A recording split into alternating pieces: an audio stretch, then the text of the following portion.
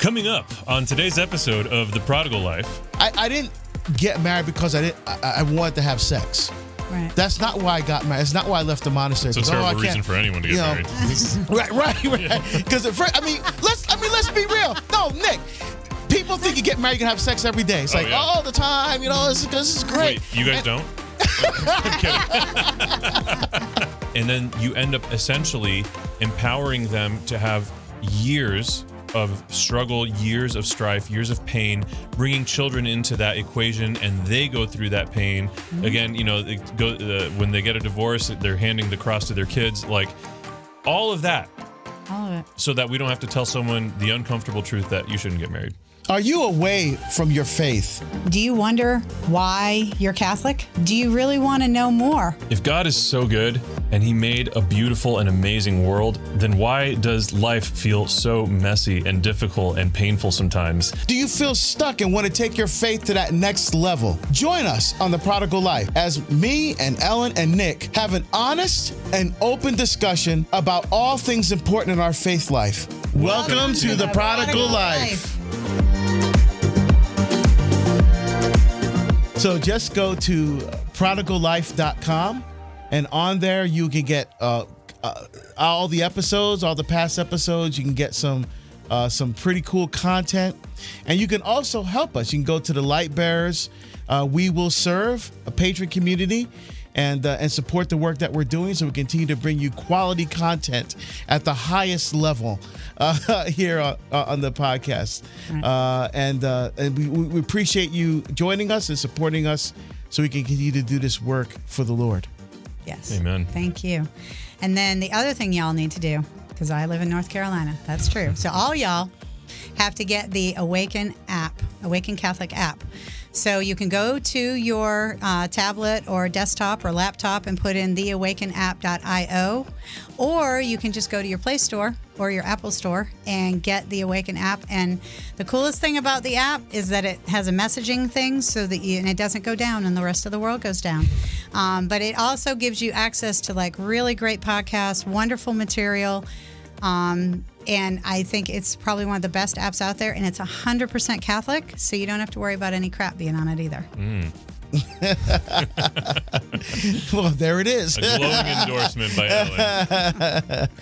It's important. I mean, it's important. We need to do that. Yeah. So we're going to continue our stories, and those, for all of y'all that don't know this, Deacon Harold was going to be a monk, but then he decided to get married. Well, he pretty much was a monk for a hot second. Yeah. So ever since I was about 10, I felt a call, an attraction, a tug. Right. I've always liked going to Mass. I loved serving at the altar as an altar server. Nice. So my mom saw that and thought I might have a call to the priesthood. But then I went to a Benedictine high school, and they had a come and see program. I did all 4 years of high school. So by the time I was a senior, I was living in and out of the monastery for 2 weeks at a time, every other month. That's amazing. Which was awesome. So you were back like then, 16, 17? Yeah, 17, 16, 17, all actually from 14 to 18, basically. Yeah. I did that program. And that was back, before all the child protection stuff. I actually was living in the novitiate on the 4th floor in the monastery. So I was living with the novices and the juniors. And it was great, and that's where I developed my love for silence, which I still embrace wholeheartedly to this day. I love silence. The Liturgy of the Hours, which I pray every day now as a deacon, my love for that, for devotions, for the Mass, just everything was fostered there. And obviously I thought I had a call. So I went off to college. 4 years, and I worked for a year after college because I wanted to have the experience of paying bills and paying rent. I didn't want to have any. What did you do for work? I worked for the police department in Notre Dame. Okay. So yeah, I interned for 3 years, my sophomore, junior, and senior year, and then they actually, right at the beginning of my senior year, they invited me to stay on full time with the department. Oh, excellent. So I said, you know what? I want to have that experience as I continue to discern monastic life, and so I did it for a year, and then I joined the monastery and thought I would never leave. I thought, this is it, and can I ask a question there? So a lot of you hear a lot in Catholic circles, people talk about discerning a vocation to priesthood and stuff. monastic life is such a different thing. Obviously, within monastic life, you can be just a consecrated brother, or you could be a priest. But like, what was it specifically about monastic life that drew you, other than just like your exposure to it? Sure. As opposed to just like a draw towards priesthood or The stability. Okay. Because what I noticed in my parish, the priest would come and go. Oh. And when you're a kid, you kind of get attached to a priest. Also, the priest has to go. His time's up at that parish. He's going someplace else. Monastery, everyone stayed all the time. So that was very attractive to me, you know. And the work that they were doing at the high school, taking kids from neighborhoods like I grew up in, from households I grew up in, some even worse, some where the parents are in jail, you know. And they even had a place called the Torre house, which they still have to this day, for kids like that, where they have a person that lives there full time that kind of supervises, and so kids have a place to go that's safe. That's beautiful. You know, and they do. So all of that was attractive to me, but particularly the stability. They were there all the time, and it was like a family. You know, kind of, not a family that breaks up like mine did. You know, because I come from divorce too, right? And when people ask me, young people ask me about that, I say, you know, marriage is a beautiful thing. It really is, but it's also the cross. And divorce is when parents put the cross down and the kids pick it up. You know, and that's the way I describe my experience in being part of a divorced family. And so in the monastery, they all stayed. We're all there. I could build another family here, you know? Yeah. The one thing, you know, this is very interesting. I think had I known about the theology of the body, because John Paul II was still articulating all of that when I was in high school, but had I known about it then, I may have stayed in the monastery, actually, instead of... Interesting. You know? What makes you say that? Yeah, exactly. And what about the theology Because of the the theology of the body is more than just about sex. Right? Because there's a whole part of theology of the body that John Paul II talks about celibacy. And a lot of people... See, we don't emphasize that part of his teaching enough, where he talks about the beauty of celibacy. I didn't understand anything about that celibate life or not having sex. You know what I'm saying? I'm a teenager. You know, but had I known about the theology of the body, you know, I would have said, wow, you know, this is, I mean, because when I left the monastery, it's because my mom got sick. I didn't leave because I didn't think I was called. Literally, my mother got sick. Remember, I was helping take care of the family. I'm the oldest, so I left to take care of her and my sister, who was still in high school. Who's going to make dinner? How's she going to get to school? And that kind of thing. And so it was, when I was out of the monastery, I went to a wedding and met the woman who ended up being my wife. Oops, you know? So this is why we don't let you guys leave. Yeah. So that's how that happened. Even after that, I still felt a pull. I still felt a tug. I still felt an attraction to, you know, and I miss the monastery to this day, quite frankly, the silence and the rhythm of the life, and like coming here. Oh, I have to shirt, what jacket, what pants. Monastery, throw a habit on, you're done. Yeah. Life is just so much simpler. Yeah. You don't have to think about when you're going to eat, paying bills. You just focused on God. But out here, and so Pope Gregory the Great talks about this. He admits this in his homilies. He's like, you know, I'm the Pope, but man, I wish I could still be back, because he was a Benedictine. He goes, sometimes I wish I was just back in that monastery and have to worry about all these different things of the world that have to deal with this Pope. And I totally get that. Yeah. Right. You know? And so I still long for that. Like, so I do some things at home. I mean, I pray. I have a choir robe that I pray in, with a big black one with the long sleeves and the deep hood. You know, because I still feel wrapped in prayer as I'm praying. The office and my other devotionals at home. You know, so I still try to foster that as much as I possibly can in the world today. But Good question, because there might be a lot of people watching. When you talk about the theology of the body, they have no idea what you're talking about. Because me, being a poorly catechized Catholic, until I learned about it recently, I didn't have any clue what theology of the body means. So if you can share just a synopsis, we'll talk about it in another episode. Hang in there. But if you can share a little bit about what that is. Yeah, so, you know, the Pope gives a series of Wednesday audiences, right, sometimes. And so John Paul II did a series of Wednesday audiences that went from about 1978, 79 till he got shot. All right, and that was a whole thing on the theology of the body. So he was really developing an anthropology on the meaning of the conjugal act. So he starts with Genesis chapter 1, Genesis chapter 2, and he's walking through it. And he also has, again, a beautiful piece about celibacy. There's a whole way in which we use our bodies to glorify God, right? Yeah. 1 Corinthians chapter 6, verse 19, did you not know your bodies are temples of the Holy Spirit that you have within you from God? Yes. You are not your own. You've been bought with a price, so glorify God in your body. And so that teaching is like, for example, Christopher West made it his whole apostolate. Correct. It's based on those teachings of John Paul II. And so I say that because had I known about the beauty of I didn't get married because I wanted to have sex. Right. That's not why I got married. It's not why I left the monastery. It's a terrible reason for anyone to get married. Right. Because let's be real. No, Nick. People think you get married, you can have sex every day. It's all the time. This is great. Wait, you guys don't? I'm kidding. Maybe I've been doing this wrong. Yeah. But it's one of those things. Is about the quality, not the quantity. Yeah. We're in a culture that says more. Yeah. Do you want fries with that? Yeah. Supersize it? Yes, right. But our faith says more of yourself. Give more of yourself to the other. See, that's the difference. Yeah. And so had I understood that from a celibate perspective, then the monastic life still would have been you know what I mean? I'm not saying I would have never got married, but I bet that would have been more of a pull back to the monastery. Because quite frankly, I was afraid to death to get married. I didn't want to end up like my parents. I'm not. You can ask my wife. She was like, "What are you going to do?" Because I almost went back to the monastery. I actually lived in a monastery, not to join that particular community, but to discern: should I get married, or should I go back to Newark? Wow. And that was the whole reason I was there. I was there for months, discerning before God in the Blessed Sacrament, getting spiritual direction from the monks. This was Woodside Priory in California, just south of Palo Alto, Portola Valley area. Okay. And I lived with those guys.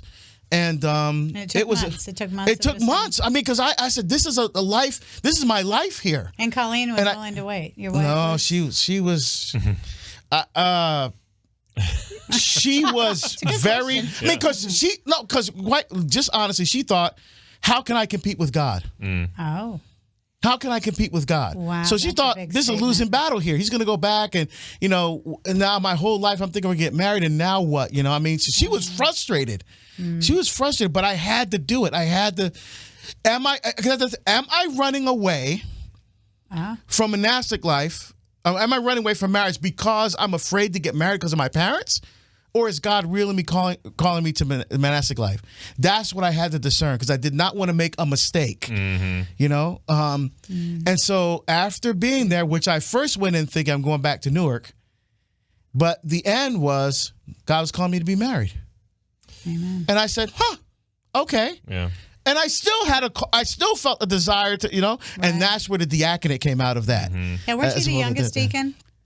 Yes, when I was ordained for the Archdiocese of Portland, back in 2002, I was the youngest deacon they ever ordained, permanent deacon in the history of the diocese. Yeah, and it was unusual too, because normally if you have young children, that's like a no bueno. Well, right? no, it's not in canon law against it. But what happened was, I was 30 when I entered the program, so I was super young. Right. I didn't meet any of the requirements for ordination, which you have to meet at ordination. You don't have to meet them to be in the. So you have to meet them at ordination. I wasn't married long enough. But the thing about the kids, that's a prudential decision that bishops make. Because what they don't want to do is a diaconate to compete with your married life. They don't want that tension that's in there, and so they often say some. Bishops will say, well, when your kids get older. But if they do that, because people are having kids older now, these guys are going to be old men or late middle age or older before they, But my Archbishop said, we think you guys could be a very beautiful example to family life.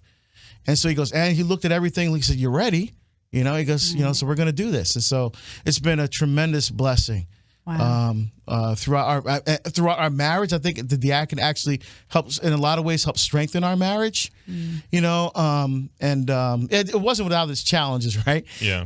But it's been a great blessing. So just discerning that, and then discerning to call it the diaconate, and then leaving my full-time job to do this full-time is another level of discernment that was there as well. Yeah, because I feel like even for me, like Alina and I have talked a lot about discerning the diaconate, and I just can't imagine for me, like I love the idea of serving liturgically and sacramentally in the various ways that deacons do. I love preaching, but I can't imagine in my life circumstances and the things that God has explicitly called me to, I can't imagine that he's calling me to take a vow of obedience to that ministry, that role, in that capacity. It's not a matter of not wanting to be obedient to my bishop. I do, or even to my pastor. I do. But to be in a position where the bishop can say, now you're going to go to this parish, I need you to fulfill these, obligations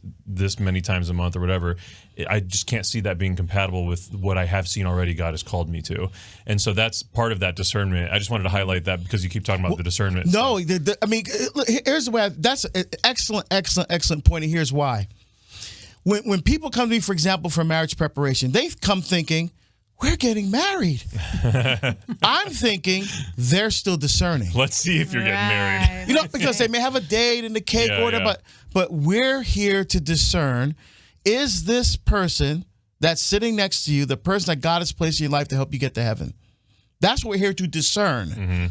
And just like you join a seminary, that's not a guarantee you're going to be a priest. You are there to discern. You're discerning if God is calling you, and it's the diocese is discerning if you're being called. Because they can stop you in any process and say, well, we don't think you're called. But I think that's very, very honest of you, Nick, to admit that God, because you have more freedom as a layperson than I do as a deacon. Right. All right. That's just the reality. Have so many responsibilities. Yeah, you have more freedom. Plus, you have 3 children. Right. You know what I mean? Yeah. I mean, it's a lot. Yeah, it's a lot. And just my wife knowing my background, monastic life and all of that, and the struggle that she went through, that she goes, okay, I'll let you have this. Yeah, we're going forward here, Like I said, it hasn't always been easy, but it's been, I think it's been a real blessing for us. That's awesome. So Deacon talked about how he had to really discern between, was he running away from marriage or was he running, you got married, and of course you came from a broken home as well. Was that a big thing in your faith journey? I mean, like deciding to get married? And I think that, so our situation is interesting because like we dated for an unreasonable amount of time. I would never allow my daughter to date a guy as long as Alina and I dated, or I would never encourage young couples to do what we did. We dated for 7.5 years on and off. And there was a lot of heartbreak in that. We probably broke up like 4 or 5 times within that. wow. It was very challenging, but in that 7.5 year period and in dealing with those challenges, we got under our belts, so to speak, a lot of the things that a lot of couples end up having to face once they're early in their marriage. And so for me, I get very triggered by or concerned by dysfunctional communication. I instantly my antennas are like, that's not how we, will be interacting with each other. Even when it's not me and my spouse, if I see it elsewhere, my antennas go up and I'm like, hey, watch out because you're about to run off a cliff, Ellen. I'm kidding, because the cliff thing. Yeah, Anyway, exactly. but so for me, I don't think I was trepidatious about getting married because Alina was it. Like I just knew there was no world in which I didn't want to be married to this woman. But what I am very intentional and what I may have had some anxieties about was like interpersonal, like the dynamics of communication, and like the moment I start to see something headed in a direction that's less than healthy, like stopping it in its tracks. Because I think part of why I may not have struggled with being afraid of getting married was one of the coping mechanisms I had developed early on in life was to not feel things, like just period. Detachment, 100%. And I still wrestle with that to this day. So whether it's good feelings or bad feelings, like, it's part of what came with the package. And so it takes a very concerted effort to like stop myself from stopping myself to feel, making sure like, hey, Nick, this is a situation in which you should be feeling things. It's a good thing. Right. But it's a concerted thing because it's like these are subconscious programming routines that you just develop in your psyche that are like they're not conscious, right? They're not things I'm not choosing to not feel. So because of that, I don't think I struggled with like a fear of getting married, if that makes sense. Good. Yeah, I think just want to riff off what you're saying there just a little bit. One of the struggles that I had was communication. Remember, I couldn't talk to my mom about stuff, right? So what did I do? I dealt with it myself all my teenage years. But when you with somebody, you can't do that. Yeah. But that's what I did in the beginning. Something would come up, she'd be arguing, I'd be like, okay. So I'm thinking, how we gonna fix it? I'm in my head. Yeah. I'm not having any communication with her about how we're gonna fix it because I'm thinking this is what I've always done. I've always figured, and I had to learn, which was very humbling, how to trust enough to be able to have those conversations. Wow. Not easy. Yeah. Not easy when That's you're huge. so in on with yourself. Yeah, Yeah. and I'll say I was married for a while, and communication, we went to an engaged encounter, a Catholic engaged encounter when we first were getting married, and the priest was very honest with us that communication was going to be our biggest hurdle in our marriage. But of course we didn't think anything of it and ran off and did whatever, which was kind of sad in a way because Did you get married in the Catholic Church though? I did. Okay. I did. And yeah, and unfortunately, And again, just real quick, your faith was still kind of we nil still at that went to, point. yeah, I mean, I But still you went went to out, you Mass. jumped through the I hoops, went in to other church. words. Yeah, I went to Yeah. church, and we just did an engaged encounter weekend. There was no marriage prep. We never went to confession before we got married. Wow. Like there was, it was what it was. I mean, it just. There wasn't a dig deep, into, gee, why are you marrying this person? Wow. Like we didn't have any guide. We just got married.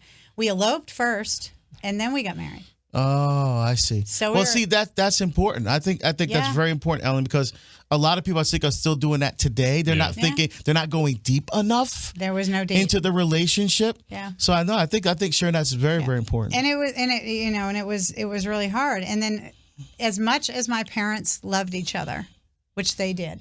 I mean, my father's still alive. My mother has passed. They never really taught us, my brother and I, and especially myself, I can speak for myself, what an argument looked like. That's so big. My parents held hands when they argued. And then if it ever got past that point, one would go for a drive. Wow. So I get married. Wow. And I want to go for a drive. But, and I don't mean that in a bad way. I mean, I guess somewhere we knew, you always know that nothing is perfect, but I'm going to tell you that I never had any cognitive idea that my parents had arguments. Interesting. I just grew up in that, and they had a beautiful marriage, don't get me wrong, but that there's no marriage that is perfect. And I know that there were different periods and different things, we all have our highs, our valleys, and our, like you said, marriage can be a cross. And they went to Mass, they were huge in Marriage Encounter, and they were very involved in Marriage Encounter, which was amazing. And that was a really good, but of course it was back in the 70s. So that, was how it was. But yeah, so I wasn't really equipped for marriage. And because there was no real grace given in the actual marriage sacrament, because we were already married, so we went and did the whole thing. So I wasn't nervous. I just wanted to go there, get it done, and go have the reception and go do whatever. But it's a hard place to be, and then to not really have your faith other than superficially. Yeah. There's nowhere to go. See, we didn't ever bring Jesus into our marriage. I don't even think we invited him there when we were there getting married.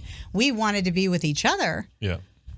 But we didn't know that there was a third party that was supposed to be part of it. I think what you're describing is what so many people can relate to today. Like so many, even if they don't realize they can relate to it. Like we're just. So I'm coming from the standpoint of before I started Awaken Catholic, I was running the Office of Marriage and Family Life for the Diocese of Toledo. Oh wow! And I saw all kinds of stuff. I'd work occasionally with the tribunal office for annulments and stuff, and like, man, the work that I did with like engaged couples or any of that, I saw such a pervasive.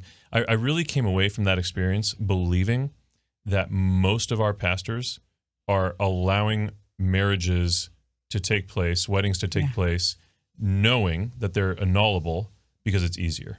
Correct. And they're afraid of this being that one last shot at not pushing them away from the church. Yeah. So we're afraid of losing people, and we end up losing people because of it. Yeah.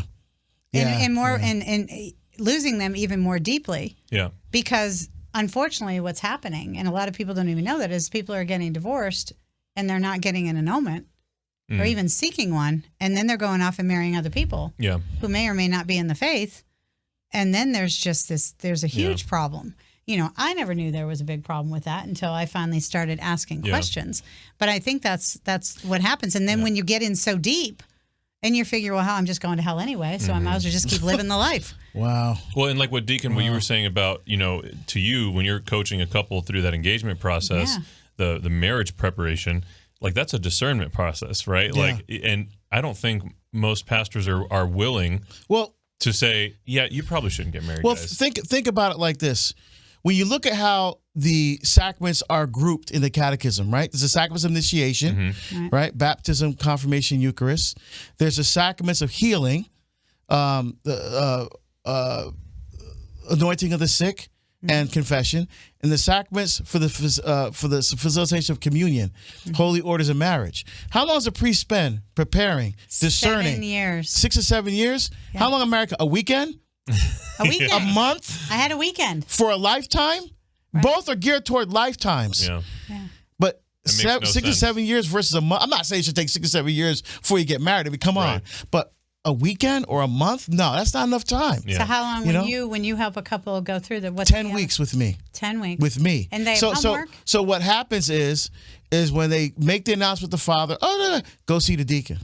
Because they don't get through me, they don't get married. Simple as that. Because I'm there to help them. Do you know what your success rate is so far? Well, every couple that has gone through the process and finished I felt are very happily married today. Well, happily mean you know, happy as much as you could. I mean, right? Because you know, like I said, I was a monk and now I'm married, and no divorces. So if you do the work, there's a reward. And you have to work. You have to do the work. I mean, it's hard. Marriage is hard, man. It's the hardest thing I've ever done. Harder than being a monk, I tell you right now. And I really feel like it's a disservice to not do it that way, because I just see it is. You know, the couples that go through years of a marriage that is dysfunctional or that they never should have gotten married in the first place, that are permitted to become a thing because no one had the testicular fortitude to say to them, you shouldn't get married. And then you end up essentially empowering them to have years of struggle, years of strife, years of pain, bringing children into that equation, and they go through that pain. Again, you know, when they get a divorce, they're handing the cross to their kids, like all of that. All of it. So that we don't have to tell someone the uncomfortable truth that you shouldn't get married. And we should. Jesus says the truth sets you free. Yep. Right? To be the person who God created you to be. Yeah. I'm not afraid to tell people the truth. I told guys to their face, you shouldn't get married. Yep. And we should. Simple. I mean, because they shouldn't. Yeah. They actually shouldn't. Not because it's some subjective thing that I'm looking objectively at this thing, and here's some things you guys have never talked about. Here's the things that are coming up. Here's you need to work through this. Yeah. Before you enter into that relationship. Yeah. But I mean, that lifelong way, because once you put those rings on, you know, and you commit your formation when you were getting married? My formation was crap. So was mine. Mine was there crap. You go. I didn't have any. But I'm saying, so we learned from that, right? Yeah. Right. But again, because we were living in California, my wife was in graduate school at the time. We were living in California, so it wasn't, you know. Let me guess, 70s or 80s. Yeah. Well, we got married in 1990s, but remember I was a monk first, so I kind of got a late start on things. But it's really, as I grew deeper in my faith, and I really began to understand the theology of the body and marriage and the sacramental, all of that, and like that really helped to me to understand the vows I took and what those That's actually beautiful. mean. What do you and think to live those. What do you think some signposts would be that you would notice? Like, are there some key areas where you'd be like, okay, that's a problem? Like, what are some consistent? Because one in particular always comes to mind for me, but I'm curious what you would respond to with that. Yeah, so I think they don't ask enough questions. So, for example, it should be like a 30,000-foot view, right? You're looking down from 30,000 feet and say, wow, is this someone that my parents respect? Is this someone that respects my chastity? Is this someone that I can really see to be the mother or the father of my children? Is this someone that will help me get to heaven? We're going to work together to get each other and our children to heaven. Those are questions they need to be asked. Not just, he doesn't keep the toilet seat down. What? Or those superficial things, the deeper stuff, man. Yeah. The deeper, serious questions, and not like, are we going to spend Thanksgiving at your parents or my parents? That's always going to be hard. That's never going to stop being hard. Right. That's exactly. Especially when the grandkids come, everybody wants to see their grandkids. But it's the deeper questions that don't get asked. Those are the questions I ask. That's awesome. So that they can have a discussion about it. And I had one couple, virgins, no sex, pillars in the young adult group community. Wow. But every Sunday, and we got to the almost week 10, and we're going through, because my last thing is 10 things to divorce-proof your marriage. So we're going through 1, number 2, number 3. We get to this one, and they never talked about where they were going to live. Now, this guy was... Like what city? No, like where, like what city, how that was. He just assumed they were going to live near his parents. And she was like, I don't want to live anywhere near your parents. Oh, no. We need to be on our own and start our own life together. And I agreed with her. And he was like, but they could give us a house for free. He goes, I don't care if we have to pay. This is our life, and we need to be away. And she was right, because there were issues there that they never, and he called the wedding off. Oof, over that.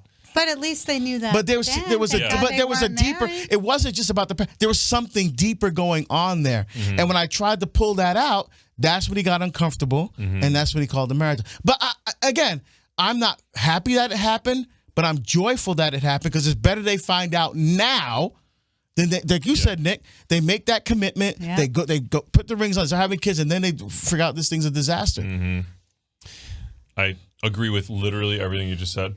And the only thing I'm going to add, for me, the two that you didn't mention that I'm sure are part of your 10 steps to not sucking at life, one of them would be, are they planning on having their own separate bank accounts, or are they planning on having a shared bank account? Because that is not just the surface level of the practicality of that.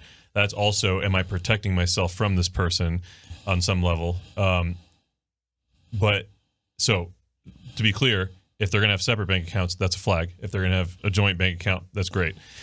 But related to that, but different, if it's a couple that's like in college and they aren't engaged yet, or if they are engaged and they're waiting till after college, that is a problem to me.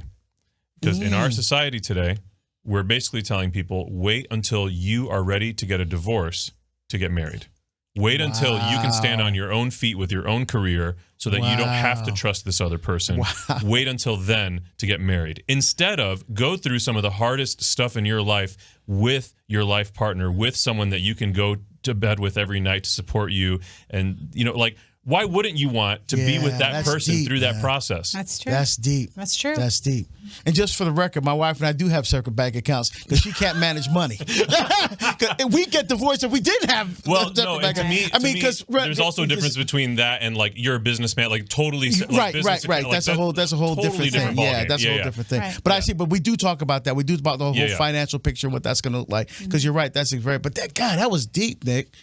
That was really, really insightful. Yeah, it's good. About the, not waiting to get married if you're in college. Oh. That's really good. Mm-hmm. That's really, really good. Well, occasionally I swing and I hit. Yeah, see, the two topics I brought up, the priest said after the weekend, because we had the marriage encounter weekend, engaged encounter. I guess that's what it's called. Was communication and the raising of children. And that's what they said those were the hiccups. So when things got bad, did you just know you just had to be out, or how and did you learn anything faith-wise from that experience? Did you grow from that spiritually from that experience? Oh, no, I wouldn't say that. I think that would be gracious. We married and then divorced, and then we got remarried. Oh, wow. Wait, to the same guy? Correct. Okay. And then we got divorced again. Okay. So we tried for a long time to try and figure it out. It's very, very noble that you would want to. Yeah, but the thing is, because I'm in an annulment process right now, because that's where I have to be, and I'm not doing the annulment so that I can run off and marry somebody else. That's not it at all. My confessor explained it to me that it's kind of a charitable thing, because you want to be charitable to the other person and admit, and so it's taken me a long time to get into this, to do the annulment. Because you have to own it. Yeah. You have to own your role in it. It's very easy to point blame at another person and say, oh, they didn't do this, or they didn't do this, or it's their fault, or whatever. But when you have to sit back and look at your role in the failure of the marriage, that's a big thing to do. And unfortunately, I had a major role in the marriage not working, and we didn't even know that we had to get the marriage re-blessed. So in the annulment, I only have to get an annulment on the very first marriage. The second one never even happened, according to the Catholic Church. Yeah, because you weren't married the first time. Correct. Yeah, because for those who don't understand the process, the decree of nullity basically says that a valid marriage did not occur on the day of what looked like a wedding. Right. There was not a valid marriage that occurred on that day. Has nothing to do with what happens after. No. Anything like that. And they only look at three things: consent, form, and capacity. Those are the only things. And criteria I don't know that you have to have all three of them. No, one of them. Any one of them. Any one of them. Yeah, not all three. And the biggest problem, and I was just stunned, because I was meeting with the nun for the tribunal, and I was like, is it a big deal that we were living in sin, and then we got married, but we never went to confession. And she was like, yeah, that's probably an issue. You know what I mean? Like, but that's just, like I said, there was such poor catechesis. But that's also, you know what, though? At the same time, in terms of what it takes to qualify something for mortal sin, see, this is touchy for me, because it's not your fault that nobody freaking told you that. See, that's it. Right. Because in order for mortal sin, you have to have grave matter, full knowledge, and deliberate consent of the will. Mm-hmm. Yes, but so I if you'd also have think full there's knowledge, a personal responsibility in that full knowledge, because it isn't that I didn't know that I was Catholic, but I never sought. Yeah, but I never went seeking answers. Like I never our looked leadership for it. is so afraid of calling people to repentance. Mm-hmm. Our leadership is so afraid of that, because they don't want to challenge the people in the pews, because they might lose their donations. They might lose the people's warmth of their butts on the pews, right? Like we do not convict people out of a fear of losing them. Well, and to that point, the church wants to emphasize mercy, which is extremely important, but mercy as a result of reconciliation. Yes. Right. Not in lieu of reconciliation. Amen. Yeah, you have to do it. So it's, y'all are going to get to go on this journey with me. It's going to be fun. But anyway, it's just a process, and the struggle for me with the annulment is the marriage still happened. Yeah. You know what I'm saying? And we did love each other when the marriage, happened. I mean, I think we still love each other in some regard. We just never figured out, and we didn't have the tools. And this guy's the father of the kids, right? Two of them, yes. Two, okay, yeah. Two of my three. So you always have that connection, no matter what. Yeah. But then the second children were born from the two girls were born from the second marriage, which wasn't valid in the Catholic Church. And I'm like, well, where do I go with that? Oh, yeah, I'm a bastard. I'm like, what? No, that's not what the church teaches. No, they don't teach that. I always say that jokingly when I'm giving talk. But some people think that the children are, and it doesn't. Illegitimate. They're not. The church has never been the child is innocent. Just because the parents are incompetent doesn't mean the child is guilty. Exactly. Yeah. Or uninformed, ignorant. But ignorance isn't a free pass. You know what I mean? To me, in my faith, ignorance is not a free pass, because the longer I sit on my laurels and the longer I just accept things and try to stay comfortable, because we all want that acceptance and feel good, the more in jeopardy my soul is, because I give the devil like all these opportunities to like destroy my life. Yeah. Because you're just opening the door. You're like, here, come on in, let's do this. Which temptation? Oh, the devil's just like, oh, I wonder which one I can try today. We can all always do more, every single one of us, but I think that we have to temper that reality with being merciful with ourselves. Like, as perfect a judge as God is, he is equally perfect in mercy. And part of that is in knowing everyone's circumstances at such a granular level that we can't even fathom. Mm-hmm. So he knows how free we are to commit sins in a way that we can't know. Right? He knows how much capacity we were given to know that something was right or wrong. Mm-hmm. Even if we know it, do we really know it? Right? Like only he knows those nuances. And so we have to, in the pursuit of having Christ's heart, conforming our hearts to his, see ourselves with the same mercy that he would see us, not abdicating responsibility, correct, but also not abdicating mercy. So it's like there's a real nuance there. And that's why we have an obligation and responsibility to form our conscience. Yeah. Away from invincible ignorance, right? Exactly. So we have an obligation to do that. But you said, Ellen, if you don't know where you're supposed to go or how that, where do you get that from? Well, I didn't think I could talk to my priest, so there's that. I didn't know that. So, and the other thing that I never knew, which is really important, I don't know how many of y'all know this, I never knew that the devil can only do what God allows him to do, because he's on a leash. And basically, you're going to be tempted, and things are going to happen. But the Lord is aware, because nothing happens without God knowing what's happening. Well, we can see that in Job, right? Right. He goes, he's wandering around the earth. He goes, I see your boy Job down there. He's only kind to you because, he has all this stuff that you gave him. If you took that stuff away, he'd curse you to your face. Really? Yeah, go ahead and test my boy Job. I mean, so that's the biblical way of trying to explaining why bad things happen to good people, why God allows evil and things like that. But we got to remember that evil is a weakness, not a power.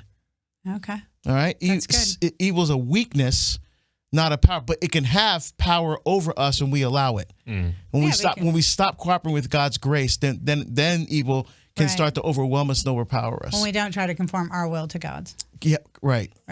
Right. Which is, hard. Yeah, because what you said about Satan is just as true for us, right? Like, we can only do what God allows us to do, but there's a huge difference between his perfect will and his permissive will. Right, exactly. So just because he allows something to happen, it doesn't mean it's what would have been ideal. Right, exactly. Yeah. Exactly. There's going to be a lot more of this. Yeah. I hope y'all stick around, because this is the end of episode 2. Yeah. So we're going to go into the next phase of our little podcast, and we hope that y'all come back soon. Yeah, but before we go, yes, Deacon, before we go, Deacon's going to take us out.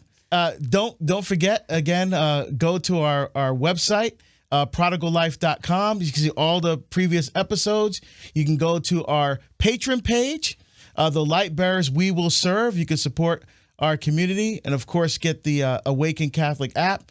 And just find out more about what we're doing. Support us. We love you here, and we can't wait to have you back so we can join this discussion with us and really open your heart and your life and kind of see yourselves in our conversation, so you can grow even deeper in love and intimacy with our Lord and Savior Jesus Christ.